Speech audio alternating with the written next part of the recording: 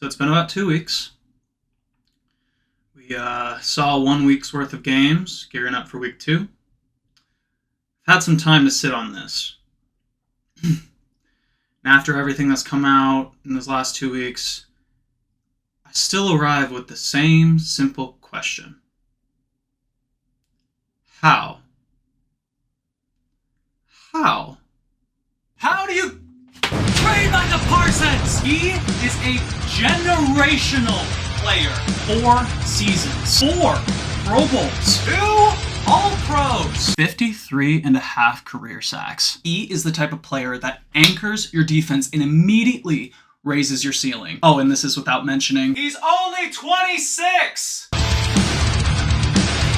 How do you trade Micah Parsons?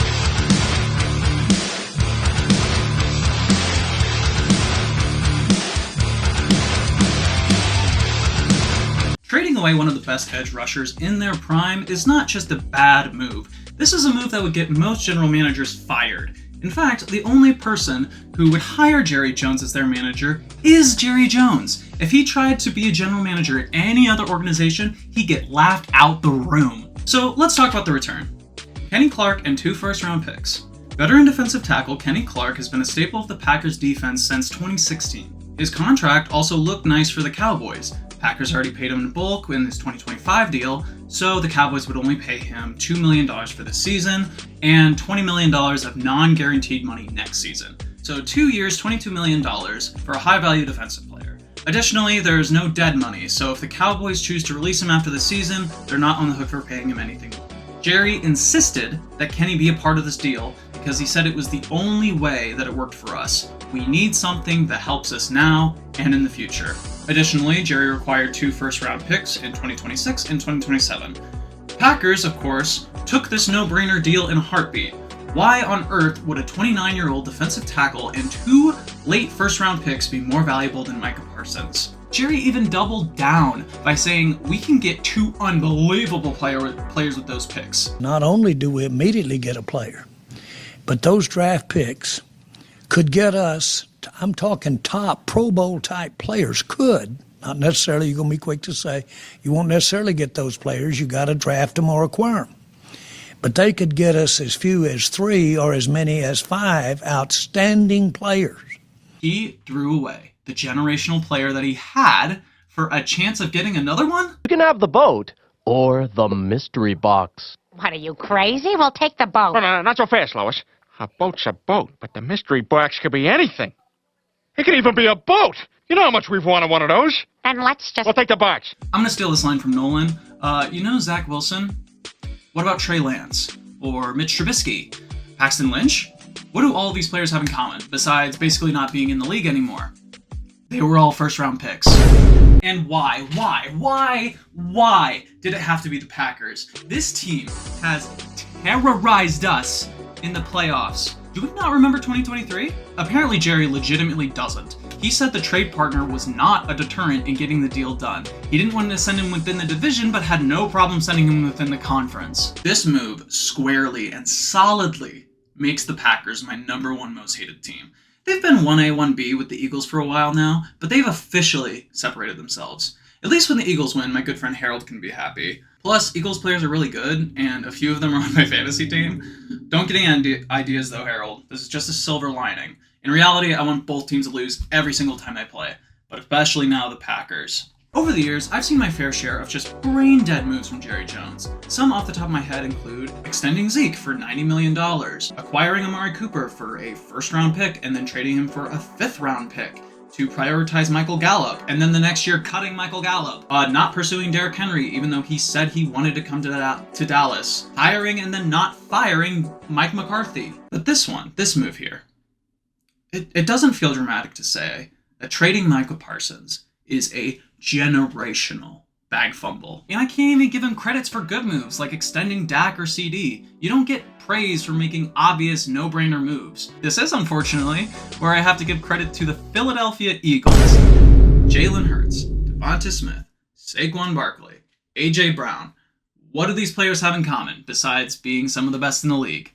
They are all extended until at least 2028. Why? Because smart teams extend their good players. They don't overthink things and fuck around for the sake of drama. Good teams make the obvious moves that win you Super Bowls. Guys, help. Jerry's got me praising the Eagles. I've seen delusional comparisons to the Herschel Walker trade as Cowboys fans desperately try to cope, I guess. Let me tell you exactly how this is not Herschel Walker. That deal gave Dallas 3 first-round picks and 3 second-round picks. Ultimately, 18 players were involved with this trade, including Hall of Famer Emmitt Smith. Herschel Walker was 27 when he was traded. He played for 8 more seasons, the last 2 being in Dallas, and in the seasons after the trade, he rushed for 150 plus yards once.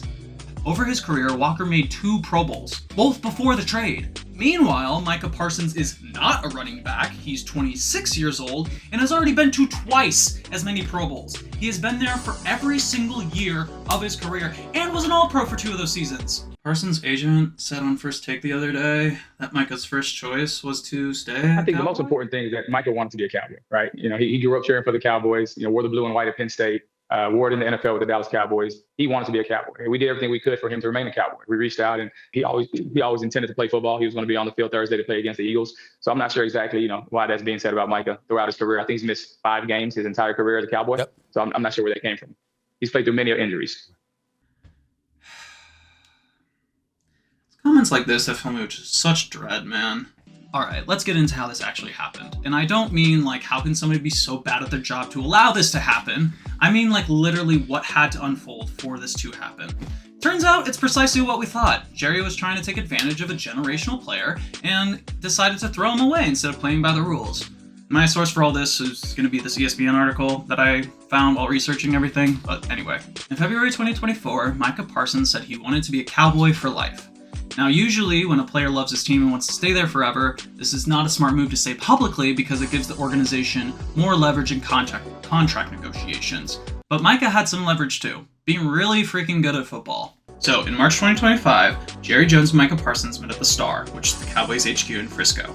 They were there to discuss what Jerry's side thought was a contract negotiation. Parsons said that it was just a leadership meeting before Jerry was the one who pushed the contract extension talks. Regardless, numbers were discussed and both sides agreed that the deal was going to be at least Myles Garrett's deal of $40 million a year. Which I think is fair. He's one of the best edge rushers in the league. Why would you not pay him like it? So Jerry thought the agreement was reached. But Micah called Stephen Jones back, who's Jerry Jones' son, to negotiate more guarantees. However, Micah's agent, David Mulgeta, never negotiated with Dallas. He never even received the terms of this deal that Jerry claims was in place. The Cowboys insisted that Parsons had verbally agreed while his camp was denying it. Jerry grew frustrated with what Parsons saw was shifting the deal. What must be said, however, key detail, is that the practice of negotiating contracts directly with the player without their agents present is called hotboxing, and it is prohibited by the NFL's collective bargaining agreement. That, however, hasn't stopped Jerry from doing this for years, notably with Dak Prescott's contract. The Joneses and Dak would discuss Prescott's future within the Cowboys organization, and then Prescott's agent, Todd France, would come in to negotiate the finer details. Dak never engaged in numbers. The key difference here is that Dak is a quarterback, and that the contract was eventually finalized. Jerry expected to push Micah around, bend the rules, and get the same treatment for a sweeter deal.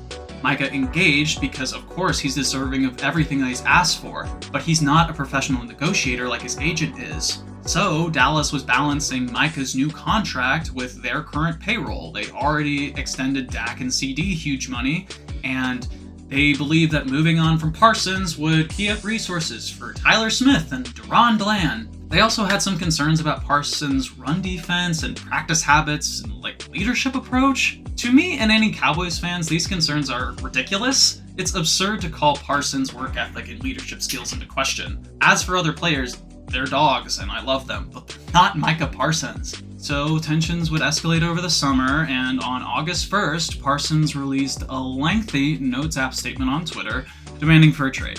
He reinforced that he grew up a Cowboys fan and wanted to be a Cowboy for life. Still, Jerry's business tactics and bad faith negotiations drove him away. Jerry countered by questioning Parsons' durability, even though he had only missed 1 game in 3 seasons. Despite being thrown around like a rag doll, Parsons stayed with the team during the preseason. He wasn't playing because he was dealing with some back issues, but it was understood that all that was needed to make him happy was a contract. So Green Bay stepped in with their offer, plus a 4-year, $188 million deal. This is the largest non-quarterback deal in NFL history.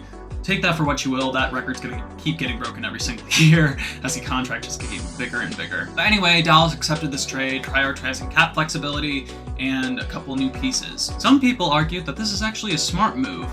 By avoiding another contract, you fill out roster needs and save money. I call these people morons. You don't need to overthink this. Micah is worth the price. So in the end, Micah, while thanking Dallas fans, expressed disappointment for how negotiations were handled and emphasized that he only wanted his agent involved. He has since joined the Packers and got a sack in his first game back. He's expected to be a defensive cornerstone. Think Kenny Clark. Micah and the rest of the Packers are going to come to AT&T Stadium to face the Cowboys in Week 4.